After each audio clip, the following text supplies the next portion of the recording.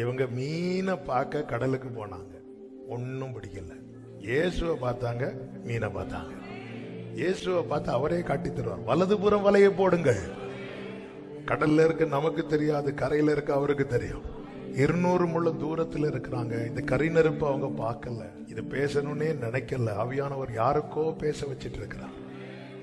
தூரத்தில் இருக்கும்போது ஒண்ணுமே தரலி, ஆண்டவரை கிட்ட வந்து பாரு, வெந்துட்டு இருக்கு, ஃப்ரை ஆயிட்டு. கொஞ்சம் வெயிட் பண்ணா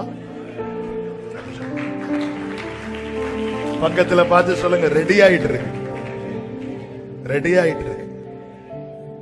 ரெடியாரு, ரெடியாரு சொல்லுங்க, ரெடியாரு, ரெடி ஆயிட்டு இருக்கு.